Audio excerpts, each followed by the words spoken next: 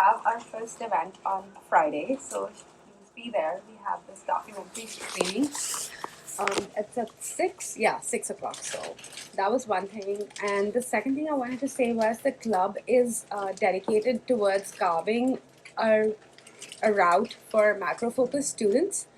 And we want to engage more in outreach and events for this year. That is our focus. We can have more speakers from our field and from our networks coming in, and possibly everybody can network. We can have like a happy hour or a coffee or a meet and greet. These are the things that we're looking for throughout the semester.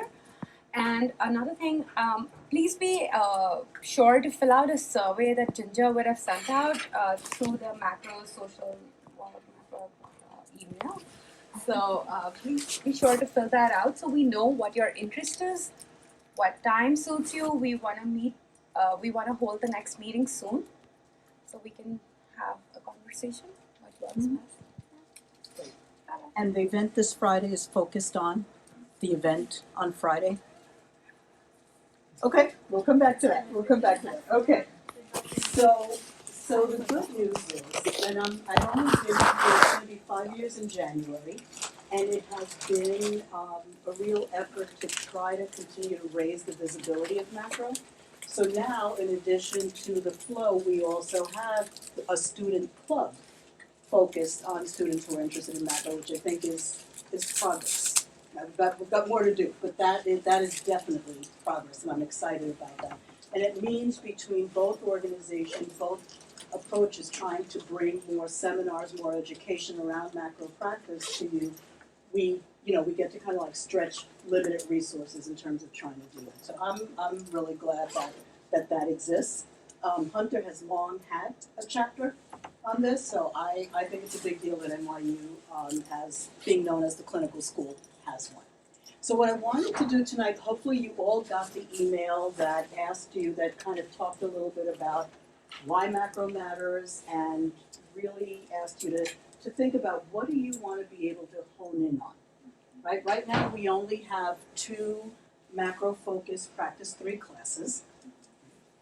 So what we want to take advantage of the extracurricular side of this and be able to provide some additional seminars.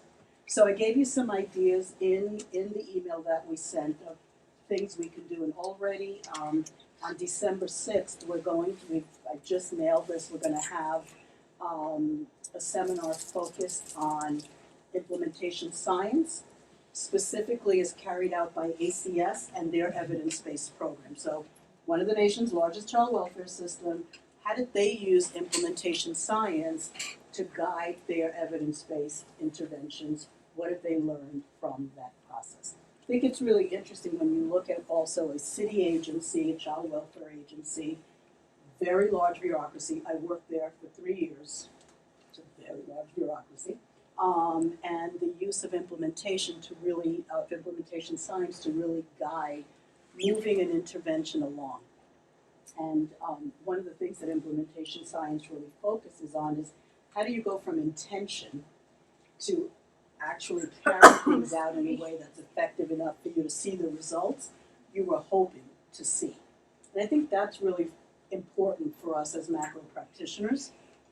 How do we do things more efficiently and effectively? So that's December 6th. If you could just make a note of that. Shaheen is working with me. You all know Shaheen McLaurin? Okay, well, we should probably do introductions as well. So Shaheen is working with me. We'll make sure that we get a flyer out and that, and we did that based on what you have told us are your best nights. So we're aiming for Friday nights, based on what most of you suggested would be most convenient to have the seminars. Okay, is there anyone who could never do a Friday night? Okay, cool, great. Right. So what I want to know is given that there's a limited amount of macro content in many of our courses, what is it that you really want to be able to leave here saying, at least I got some exposure to these topics, to these issues.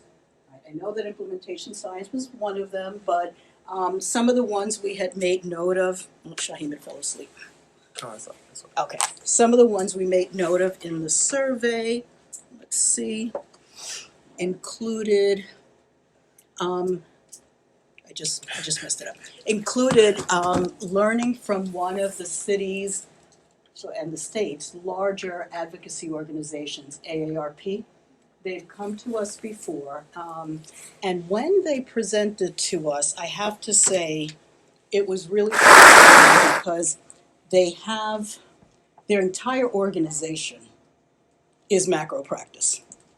Right? So they really have a goal to have a certain level of impact on policy, on services. And so one of the things you learn from them is how do they literally structurally organize themselves as an agency to get that work done. They can really help us understand the role of politics, how you have to work with different government entities, and our relationship with them is a newer one in which it's only been a couple of years that we've had social work interns placed there.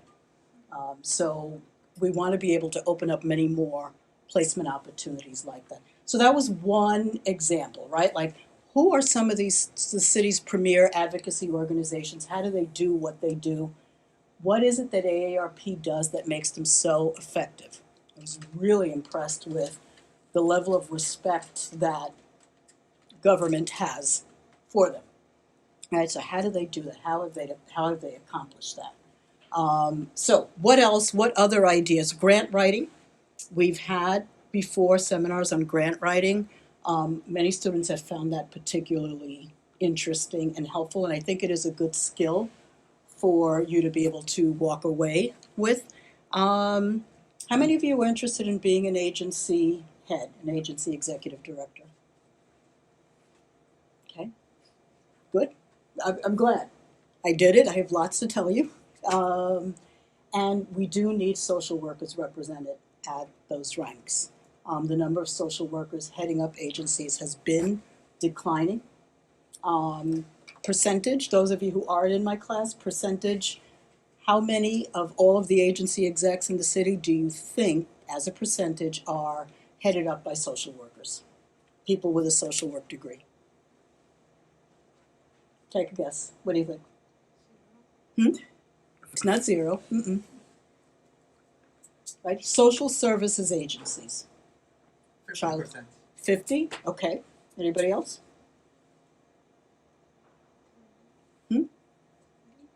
20? Okay. So it's between those two. It's about 30. Okay. So now I want to ask you, how many law firms do you think are headed by non-lawyers? How many hospitals are headed by non-medical people? Right? So it's interesting. It's interesting. Why this profession? Why does every other profession feel like, oh, I can run one of those agencies? Right? Is it because we are a woman-dominated field? I don't know. But when a profession is not represented at the highest levels of its own agencies, right off the bat, that speaks to some challenges with equity and power and influence, which will get in the way of the very things that we're all interested in being able to accomplish by macro practice. Right? What kind of a change can we bring when we're really underrepresented at the highest levels within these agencies? So that's something we really need to change. So from my perspective, that becomes a real focal point of why I want to see macro practice, its influence, its reach, its depth grow within NYU Silver. But talk to me about what you want to get out of it. What are some of the things you have interest in? Between my colleagues and I and all the years of experience, we know lots of people. We can bring that to bear through this. What are you interested in? You can jot for me. If you could jot down some of the. Oh, right, we got it. Technology, which is yeah. Do you want the ideas that we shared in our survey, or You can definitely amplify on some of the ideas you shared in your survey because this way others can hear it. Yeah. So I wrote down like LGBTQ children and education policy. So I think it would be interesting to get someone from GLSEN to talk about Yes. the research that they're doing, how they're doing it, Yep. and the advocacy part of it too. Yeah. and what the landscape is like now, because it's constantly changing, and given the current political climate, like how they're being affected. Yeah. Yeah, I also think, and I don't know if it's possible, having a dialogue on comparative frameworks for social work practice, Mhm. International. We had this was about 3 years ago. We had someone from, I'm trying to remember if it was Sweden. But we looked at that comparison and it was fascinating. The focus was juvenile justice. So looking at any aspect of social work practice, is there a particular? I would be open to anything. I think it would be like how easy it is to Yeah. get someone to come and speak with us. Yeah. I think grassroots mobilization would be Mhm. interesting, but again, that would be like a smaller scale of people to Right. call from. Mm-hmm. Yeah. Mm-hmm. Okay, great. Thank you. Other thoughts? Other interests? Yeah. I've been very interested in knowing how social services can carve their way into release of humanitarian assistance in war-stricken areas, and how can we make opportunities for events and then even for jobs later, like how can we do that? Right. Yeah. And that's the beauty of New York City. We have so many incredible agencies based right here. And yet we're not well represented in those agencies. We can't even get field placements because we don't have field supervisors, field instructors who are working in those agencies who can provide the supervision, right? So that's another, I think, goal, which is we'd love to see some of you employed there, right? You get your CIFI in 3 years and we begin to create a pipeline. I recall from a meeting in February when we had like the first one, and we spoke about how international students want to be here and want to be a part of agencies, but because of visa issues and stuff, and finances are always at a premium in this sector, so agencies tend to shy away from having that kind of talent. So I don't know if Yeah, if and that that's is a a bigger conversation. conversation also in terms of the visas. I know many of our international graduates have been struggling with that in this climate. And I think it's one of those issues from an advocacy perspective. As a student body, we all need to be advocating more with our administration within the school to do more to support what happens with international students after they graduate, and try to use NYU's influence and prestige and name to be able to create more opportunities. I'm trying to like do that. that in my current agency right Mhm. now with the International Rescue Committee. Yeah, So I kind of found it very ironic that you want to settle refugees, but you don't want to have international talent on your team. So that's like, that's right. so I'm trying to speak with their human resources and figure out how we can have more placements for NYU and Right. for international students. And I keep you think posted it's on that. it's another conversation again with administration here at NYU about how can, like you're having that conversation, how can additional people here at NYU have that conversation with a whole host of agencies, right? IRC being one of the prominent ones. Great. So other interests that you have, so that we can really just kind of like plan out the rest of the year and try to get some of these things scheduled. From the thing that was sent out, one of the ones that was done previously, the lobbying one was what Yeah. interested me, because they don't have much of a foundation for that. Yeah. And don't see that fitting as well into other options like electives and classes. Yeah. And then the one proposed about working in a government agency, but a little bit even more broad, even working with government agencies. Yeah. Just kind of partnering, funding, programs, things like that. Right, great. Yeah, I think, most of us are gonna end up working in the not-for-profit social services sector, followed by government agencies, right? So and they're very different. They are absolutely different. And I think, so that's helpful. I think, we can definitely get a panel of people who are from different city agencies. And you can begin to see what are some of those common threads, and then what varies based on the current who's the mayor, what are their priorities, different city agencies are more or less prominent depending on the priorities of the mayoral agency, right? How do you maintain some sense of sustainability when administrations change?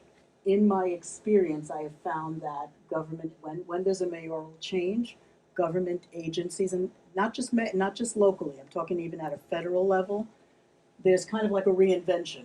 New president, new mayor, new governor, every city agent, every government agency is going to reinvent itself all over again, even if you're going to do the same thing, but now we're going to call it something else because the new chief executive needs to be able to take credit for it, right? So it becomes a new initiative. It's really the same thing. But each administration brings in its own priorities and then tries to, to shape the city agencies to respond to those priorities. Do any of you remember a time when after-school services was a big deal in New York City? Okay, you're probably all too young, but it was probably late 90s, early 2000s. It was just like it was the hot thing, right? And that had been a priority, David Dinkins, right, as mayor. And so DYCD, Department of Youth and Community Development, was like the agency. Right? Now it's kind of like, not a big deal. And so when government said this was a priority, foundations began to say, oh, we want to put money into that. And an organization, a nonprofit, cropped up called the After School Corporation, funded with a large amount of money by George Soros. Okay, so like, oh, look, the city's paying attention. Like, who knew, right? The city's paying attention to this. He basically underwrote the launching of the After School Corporation and said, I'm going to put all this money into it, 5 years, give you a chance to get this rolling. And the number of after-school programs around the city quadrupled. A huge investment in that. So there's such an important role that government can play in just setting the tone that something is a priority, and then the rest of the market tends to follow, right? So foundations say, oh, government, you're doing something interesting. We want to support that. And then we hope that we'll put in some money, you'll put in more money, and you'll keep it going. It will become institutionalized. Now, the government entity is thinking, no, actually, I was thinking, you'll put in the money, right? We'll get it rolling. We'll back out because as a government entity, we have a lot of priorities. And the private sector will keep it going. And so that dance is a dance that goes on all the time between the private sector, foundations, and the government sector. Right? And it's a real tango that goes on. So when we talk about how do we work with and in government agencies, part of it is learning how to do that dance and figuring out who are the key dance partners. You'll have these seasons where wonderful things are happening, but you're always reinventing it because political priorities change. Things change. People who were very influential leave, retire, die. When I was running my agency, there was a city council person by the name of Lou Fidler, and he was a real champion for runaway and homeless youth. And so he made sure that every year my agency and other agencies got money to provide residential shelters for runaway and homeless youth. If you know Covenant House, they'll house you for 30 days, 60 days, 90 days, and then you got to find someplace else to go. So he was helping to fund other shelters so that young people would have a place to go. And Lou Fidler died. I think it's maybe a little over a year ago, and between a year and two ago, Lou Fidler died.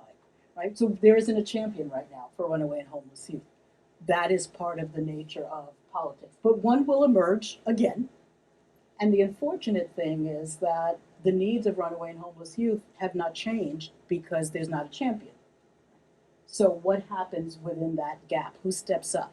And that's a place where nonprofit agencies can really be very helpful in raising the visibility of issues. So another aspect of macro practice, believe it or not, is marketing. Being able to communicate to all constituents that this is an important issue and that the city, the state, the country has a real vested interest in trying to do something about this, right? And how effective are we in doing that? So that dance with government is happening all the time. And many nonprofit social services agencies get if not the majority of their funding, or all of their funding from government agencies. So that dance, these two sectors, they're quite linked.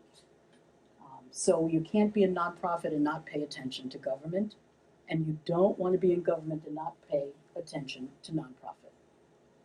Because there are things you can't do as a government agency, they're just things you can't do, right? Because you're accountable to everybody. So you can't say, oh, I only care about this. But as a nonprofit, you could say, well, I only care about this because that's my mission. I care about pregnant teenagers. I care about autistic kids. Government has to balance that against all of the demands of the citizenry, right? So how do you work together and partner to do that? Okay, what else? So government, what else? What other interests do you have? And skill sets, not only just interests, but what are skill sets you'd like to be able to take away? Because think about this as trying to just find a way, we want to try to build a little extracurricular development opportunity for you to get some things that you might not otherwise get in the classroom context. That's what we want to use this flow to do. So what other skills would you like to get? Yeah. This is a really weird thing to say, but maybe, I don't exactly know what form this would take, but if you are aware of people in the field who have social work degrees but who do things that you don't necessarily think of a social worker doing, that like have used the degree to do something like Different yes, or or like out of rare, and like I don't know what that is. This idea is clearly not fully formed, but I just feel like there's so many things in macro social work that I know nothing about just because I didn't even know the job existed or that I was qualified to do that job. Yeah. And that would, just being able to see people like that and hear their story would be really helpful. So I had someone on my staff who is now in the doctoral program here, who we can definitely bring, who has her certification as a human resources professional. She has her PHR. It's a credential for human resources professionals, and that's a whole area. You can be one of those human resources specialists in corporations. Launching, running, overseeing EAP, employee assistance programs, fashioning policies in the workplace, right? So that's a place where it's a very lucrative career in corporations, but we're not very well represented there either. An absolute career track that we could be grooming people to pursue. Foundation work, working in foundations. I would love to hear more about that. Foundations, okay, so I just want to make a note about that because we can also bring in some foundation folks.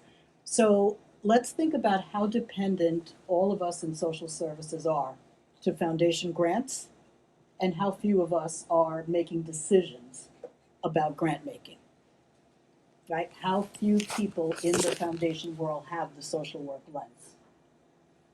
Right. So that's another arena where we should be much more represented, but we're not. Okay. Running schools. You can have an education degree and an MSW degree. How might that impact the way schools run if you had a social work lens, not just a focus on reading, writing, test scores, but the whole child, right? And youth development. So that's another arena we're not as well represented. So, okay, great, that's helpful. So social work is doing some non-traditional things. I don't think I've mentioned this in the class, but have you guys heard of Jared Bernstein? So Jared Bernstein is a social worker by training, who worked as the senior economic advisor to Joe Biden when he was vice president. Okay, now I love that. I could just repeat that over and over again because I'm thinking that's where a social worker, that's the kind of table I want to see us represented at, right? So a social worker working on economic policy at the highest levels in government. I want you to just Google him and think about that as a potential trajectory in terms of your own careers. How do you take your lens and bring it to bear at these very high influential tables? Okay. Jared Bernstein. Yep. And when you hear him talk, he talks like a social worker. And it just delights me to no end that he was in that role. Right? Every once in a while, he'll pop up on CNN and MSNBC. He used to do that more during the Obama years, but yeah. Okay, so that was one, and I want you to kind of like just keep the feedback going, and we can plan those seminars. I want to know what you need in terms of community building as a group of students that's interested in macro in the context of a school that emphasizes clinical practice. Right? What do you need? And between the club and the flow, we can think about how we can try to create some space for that. So do you feel like you need spaces in which you can talk about struggles in your placement? Or just trying to make the translation of what you're doing in placement to how does this translate into real life skills? Do you need more support around careers in macro practice? So some of it is the seminars, get some additional exposure to what macro practice looks like in the real world. But what else do you need as a community of macro-focused practitioners in the school? I feel that as a community, we should have a conversation about assignments and the curriculum, especially in third semester, like the second year, how things should be customized for us and how we can have a less clinical experience because this is the second year, especially human behavior. Okay. So that's a bigger conversation about the curriculum, and I have heard this in many iterations, right? About the curriculum and what does it mean to be in the second year where you're have an advanced concentration, but are you really having an advanced concentration? Are you really concentrating? So I'm just curious, do you feel like you're able to focus your education in the second year? Or do you feel like it's just the placement, if you have a macro placement, that's the most, you feel like, yes, yeah. I mean, like, even your placement, like, I couldn't, my first placement, like, they tried to work on it, like, I was gonna be a macro intern at the Trevor Project, and, Yeah. like, it wasn't feasible. Mm. So, like, and then with the limited amount of electives that are geared towards, like, they're really basic, and if, like, you know, if you don't know how to do grant writing, like, taking that course is super beneficial, but then there's, like, 5, like, other courses that you have to offer, or, like, the school has to offer, whereas there's much more, like, specialized, micro, electives. Right. So, like, you have a very small pool to choose from, to, Mhm. like, even assert yourself into that conversation. Right. Which has me wondering, I mean, we're talking about these additional seminars, but do we need to build a deeper course? It's just something, Two things. One, if I agree about the electives, but I think if Silver's not there yet for whatever reason, then better connecting the macro interest students to opportunities through other NYU schools. Mm-hmm. Because when I was in Shanghai last year, I did the grant writing course through the School of Professional Studies, which I only found on my own and wouldn't have otherwise known that there was opportunities. But also just about the level of like support that Silver offers for students interested. My supervisor mentioned they agreed that like the initial evaluation or education statement is very clinically focused. Yes. And it was just not at all suited for macro students. And then even when I met with my faculty advisor, he's very clinical, and I met an organization that like that is like a grant maker for hundreds of organizations, and he was like, oh, well, if you ever wanted projects, you can even maybe see if you could work with, you know, one of those agencies. And I thought he was just saying to expand exposure. He was just like, it's just be really important if you could just get experience doing treatment plans and like progress notes and get some clients of your own to see, and like just felt like everything I had said just like went in one ear out the other, and I felt very like unheard, even though I tried to tell him my interests and my past experience and where I want to go and stuff. So. Right. I mean, I feel like we have a bit of an organizing challenge right here, because like I said, I've only been here going on 5 years, but I have heard this every year. And I have had conversations with administration. I really do think, however, again, you're the consumers, you're paying a lot of money. I think you need to exercise your voice really strongly. So I'm wondering about any interest you may have in being able to put this together as a platform and bringing it up the chain here in the school to say like this is what we want to see. We know we're graduating, but we really want to see this happen. Focused learning opportunities, for example. So here we have a flow, right? There's no dollars. There's no money that comes with this, right? So good thing. I have a lot of context. Fine. We can still. There's a lot we can do with that, but we will need some resources for this, right? What if I could get somebody, but who can't come for free, who's not going to do me the favor, but could come if we could offer a stipend, right? How can we make that more available? The things with other schools, the answer I keep hearing is, oh, all you have to do is look, see what class you'd like to take, and then follow the procedure to like get an exemption to take. But what you've been asking for in cohorts prior to you is like, but what are those, right? How do we put those all? Can they be on the Silver website? Like how can we make that available? So I'd like you to think about that, and that's an interesting thought for the club as well, which is how do we advance a whole platform for macro-oriented education within Silver? I don't understand where the roadblock is. I think it has to do with priorities, right? So there isn't a sense, like, compared to all 1,000 students, like, macro universe is small, right? And what drives people to this school tends to be the interest in clinical. So this is really being seen as like a little subspecialty, like a curious interest you all have.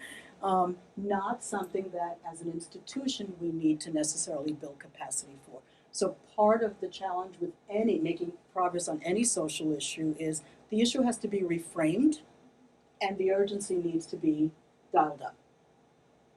So it's not a hobby, it's not a curiosity, it is a demand for your professional development. It is an insistence that this is social work practice. This is a fundamental part of social work practice, not a little side hustle. That's part of what would have to change. And I think they need to hear that from you. So something to think about. And I think now is a great time to do that. Because I know some of us are on the curriculum revision team, Mm-hmm. and like I'm in research, and like Mm-hmm. yeah. We have not been spoken to. Well, like asserting ourselves into those conversations, and there's a very small amount of students that are on those committees. Mhm. So using that and like talking to Dr. Martin about like electives that we could take, Yep. or like how we like incentivize this, Yeah. is I think really important. I mean, I feel like it's a diversity issue also in that the diversity of your interests is not being addressed, right? It's just kind of like, oh, a small group of people who like vanilla sprinkles. It's like, no, it's not that, right? This is part of social work practice, and you want a comprehensive social work education. And to miss this is to miss a fundamental part. Yeah. So what else do you need in terms of community building? What else do you want in terms of community building? Is there an interest, for example, in coming together to talk about challenges, to hone in, not so much in a workshop, but just in maybe more of a peer support around developing skills? Right? We've never, I feel like with the flow, because it's been under-resourced, also all flows, by the way, are supposed to be co-led by two professors. One who works on the field placements and one who works on the seminars, right? So for the past 4 years, I've been solo because we haven't had another professor who's like, oh yeah, I'm interested in doing that, right? So now I do have somebody, Professor Ramesh Raghavan.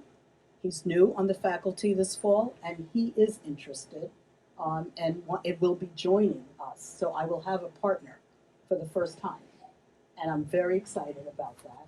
And so his context, his expertise, we will be able to bring him into the fold as well. So that's what I want to think about, like what, we can certainly do the seminars and we will, but do you want more of an opportunity to just kind of like have peer exchanges with one another?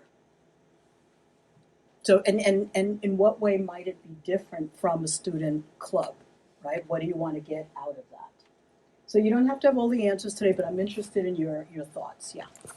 Well, one thing I've been thinking about, because I also recently had a meeting with an advisor where it was strongly recommended that I take more micro or clinical opportunities, even though I'm interested in macro, and I think that really touched on maybe an insecurity that I've been feeling of, can I do macro if I haven't done clinical work?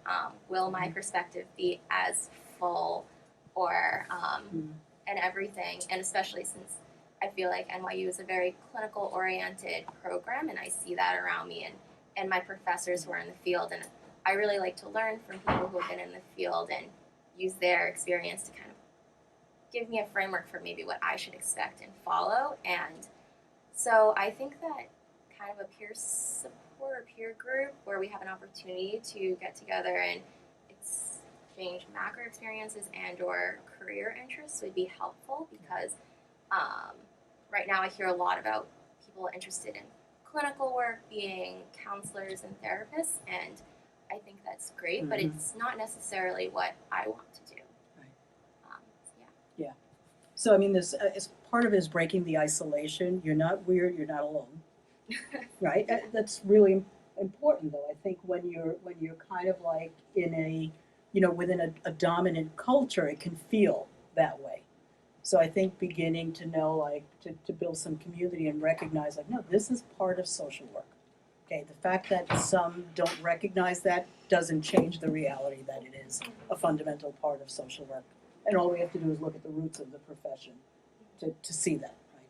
So, okay, so that might be, and if we were to do something like that, is that something you would come in on a Friday night to do?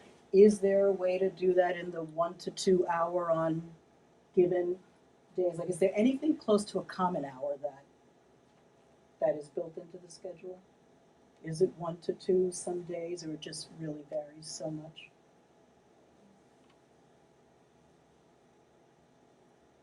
What do you think?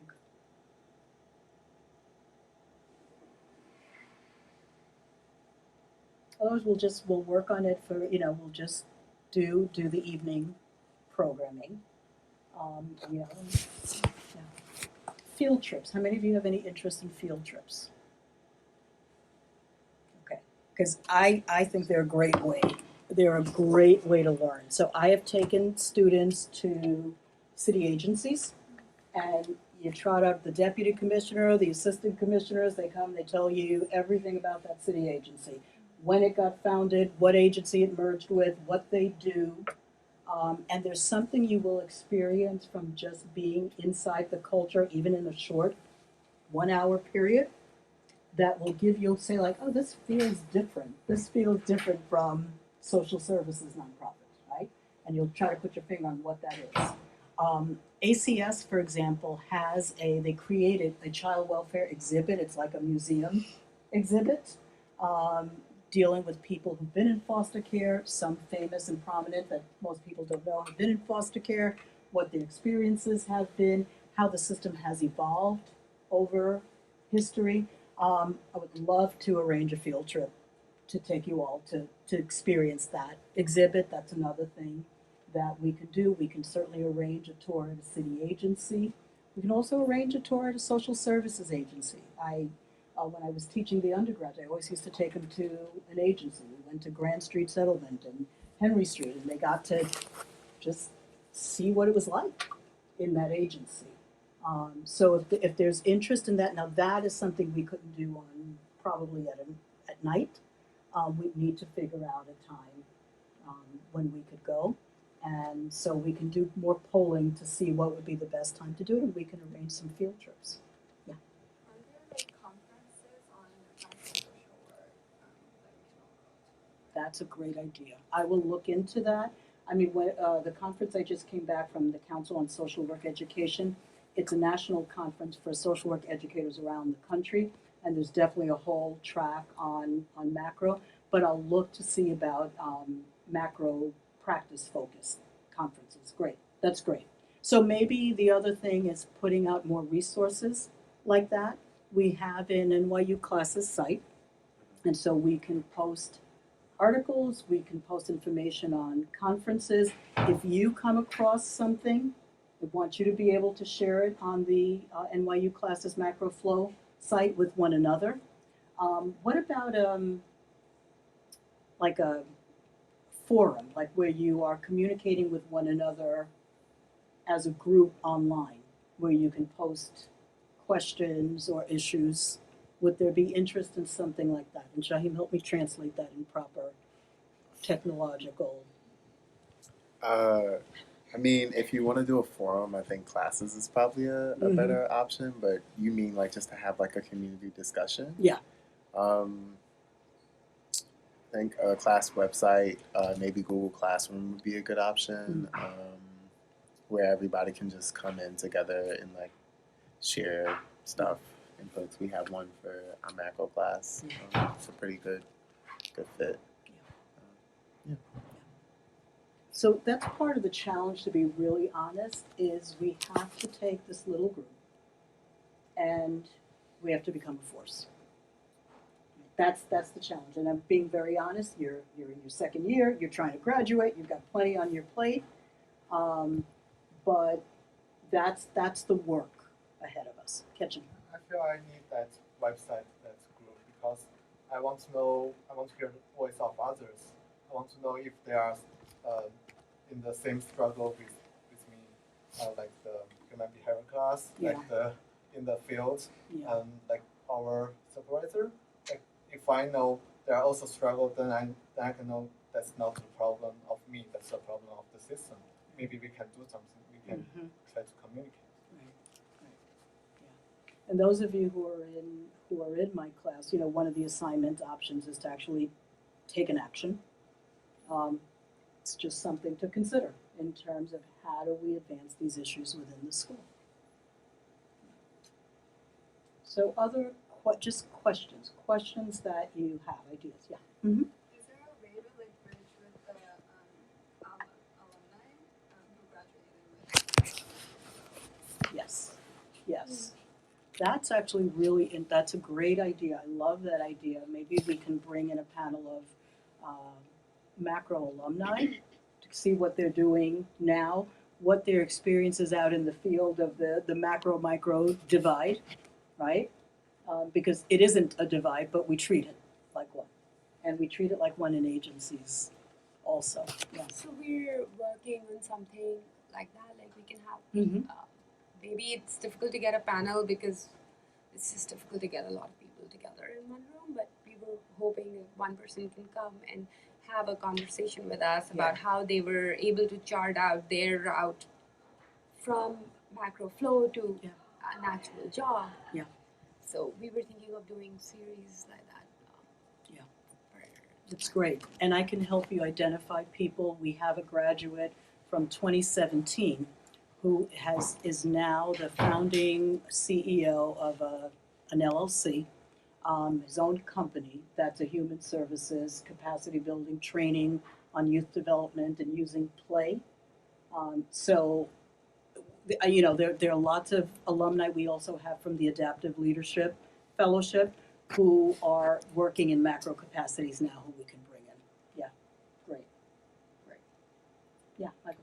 This is going back to seminars a little Yep. bit, but while we're waiting for like changes with macro, maybe like a workshop or discussions about how to apply micro skills in macro work and macro places. That's a good. Because I feel like we can, but I don't know how to identify how.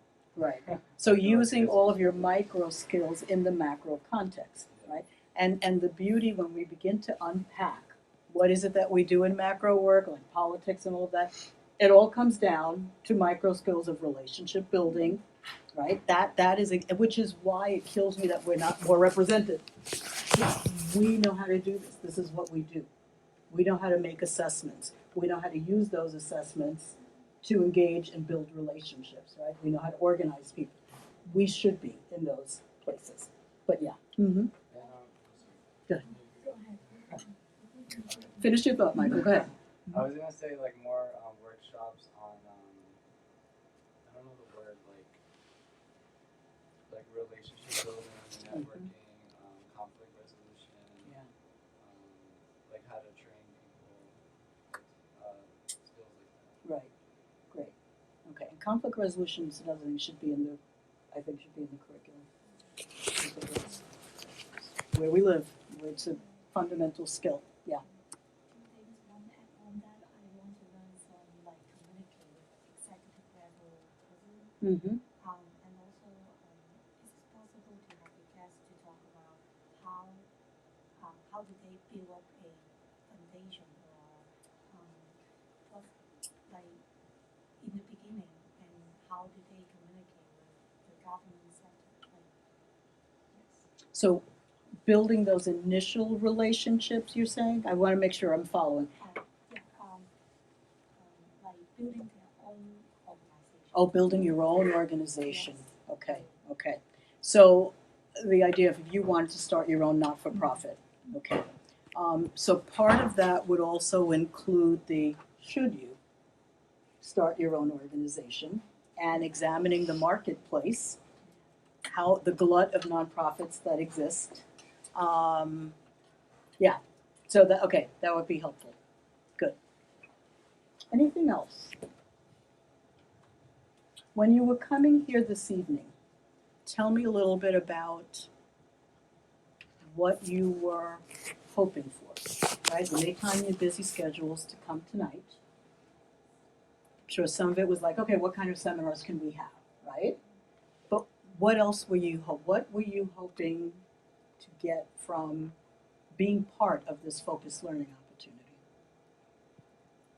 I want to get some special things for macro flow because I didn't feel something special before this. Mm-hmm. Yeah, so because you feel like you're not experiencing it in other places in the school. Yeah. Okay. So it's that, again, that sense of isolation, right? Like you've got your own, you have this hidden agenda, but no one else is sharing this agenda with you. Okay. Yeah. Yeah.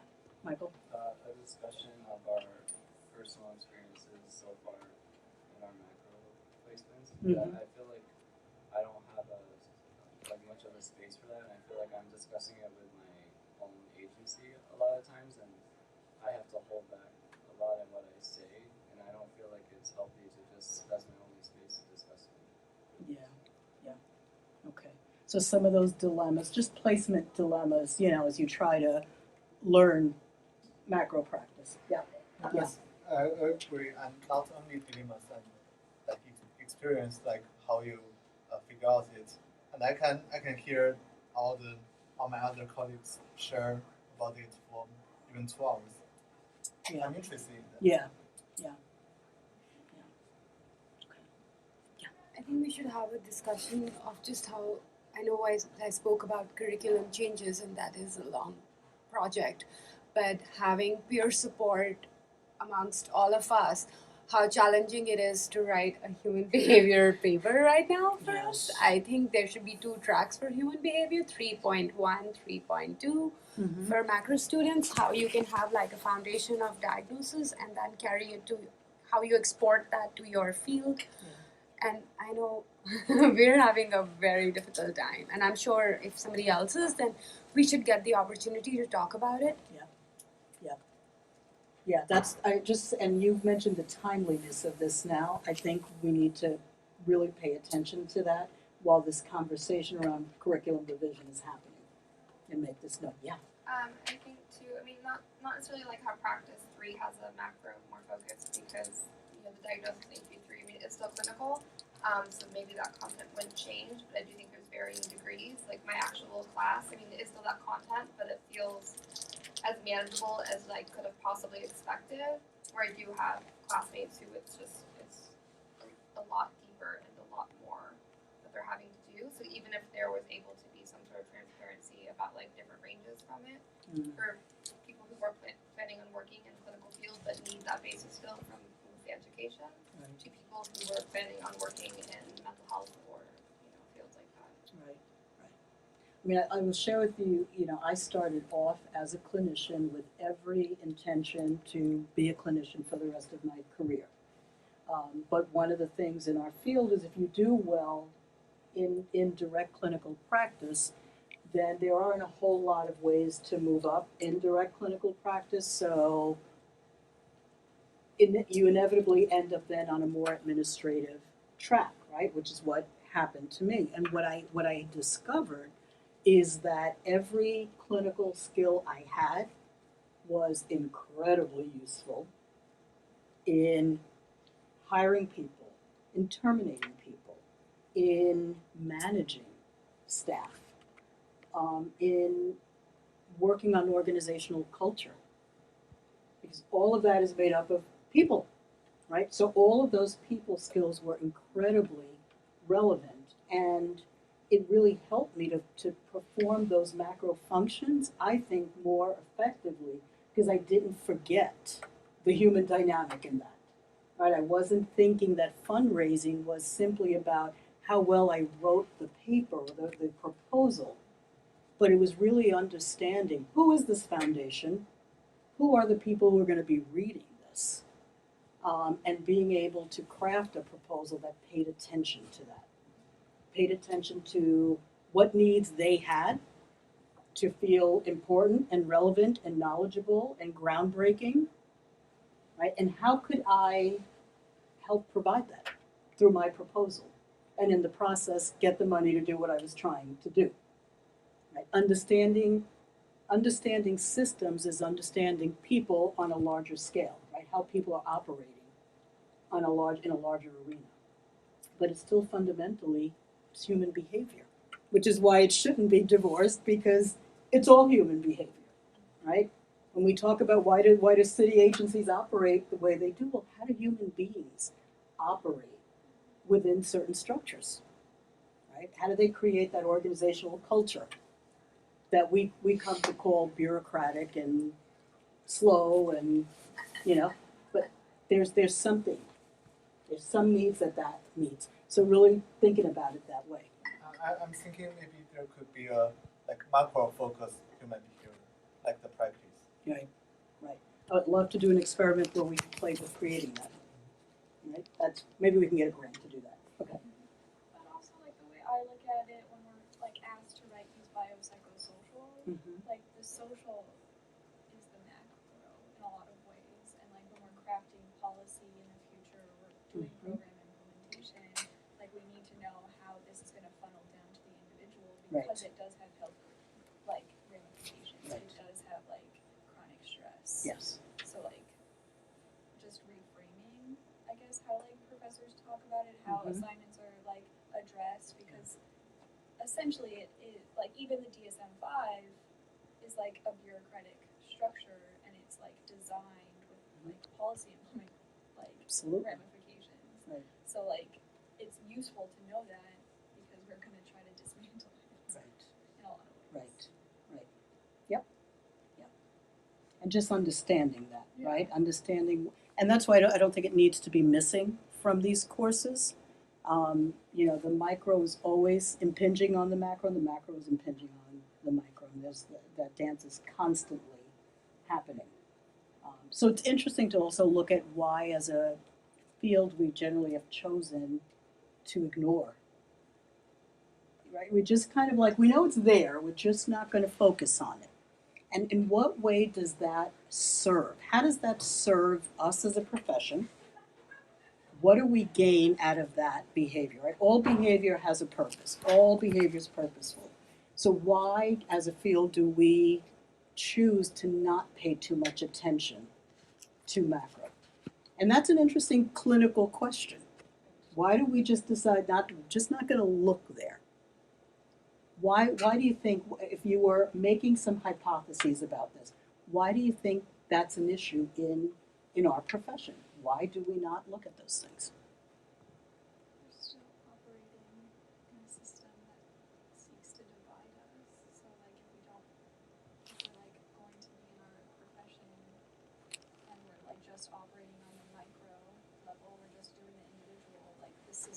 Mhm. control is gonna stay in place. Mhm. Right, like if you don't have that connection, then it's not gonna be, it's gonna stay there. So then we as a profession, as part of the larger system, are cooperating with that system by focusing on the individual unit of behavior and not focusing on, so if we're not focusing on that, we're not gonna be putting energy into changing that, right? And that serves the system, that helps keep it in place. Right, so that's one possibility. What else? I was gonna say something very similar, just Mhm. about social control and like being used by the system instead of being able to like redistribute Right. resources. Right. And the system wants us to believe that our job is exactly that. The problem doesn't lie in the system. Deal with the individual. That's where the problem lies. And that's your job to do that. Right? So there's nothing to see here, there's nothing to change here. We'll really focus on this. Right? So inadvertently, we're agents of that. And let's be very realistic and honest. We have to work. People do need individual help, right? It's not that there's any shame in doing individual work. People need help. But our field is really about both. The whole premise of our field is person and environment. So when did environment, go away? And the other issue is that very few of us make a living wage doing macro practice. So we are trying to go towards where we have the most opportunity to make a living wage. And that is in clinical work, because that work gets funded, private practice, right? We can now bill through insurance. And so it becomes a way in which we survive. But it's also our failure as a profession to say the wages we're being paid are they're unacceptably low. And so we've literally had to give up a whole aspect of our practice in order to make a living wage. So maybe that's where we've got to begin to change that. And it also allows us to localize problems to individuals. And we don't have to deal with the overwhelming, giant mess of system change, right? Which is going to take a long time. And we might not feel very professionally satisfied. Like, what am I doing? I was fighting City Hall. I've been fighting City Hall for the last 40 years, and City Hall is still City Hall, right? But when you help that one person, you're like, well, I had an impact. So it's a little harder to feel and experience the impact as one person, but collectively. But there's danger in the collective. You are much more of a threat as a collective than you are individually. So we have to resist that impulse, right, to just stay in our own. And that's why I'm asking you, what do you want to do as a group? How do you want to build some community here? So you're not a disparate group of 30-odd people who have an interest in macro, but you represent a force, right? You're not just interested, you're not just liking macro, you are doing it here. And you don't have to wait till you get out there. You can start it here. There's lots of practice right here at NYU for you to work on, right? Some of the big challenges and issues we have in the school, right? Around race, around curriculum, around so many things. There's lots here to work on. Here's your laboratory before you get out there. Did I see another hand? Okay. All right. So we will be back in touch through NYU classes regarding upcoming seminars. I'm going to listen to the transcription of all of these ideas. I'm going to actually put them up on NYU classes so we can all kind of okay, here were the ideas that we generated, and that we can keep thinking about how we want to implement that. I need help, so any of you who want to work with me on pulling some of these things off, I welcome that. If you're just kind of like that, I want to work with you on pulling together a seminar, or I want to work with you on let's get that site visit going, I would welcome that. I have a very, very full plate here. As most people who are the few people who are macro oriented, we get a lot of stuff put on our plate, so I would really welcome that. And if you have another idea, send me an email, put it on it, send it through NYU classes. make an appointment and come and see me. Let's make some stuff happen. And we're passing around a flyer right now. This is coming up this Monday.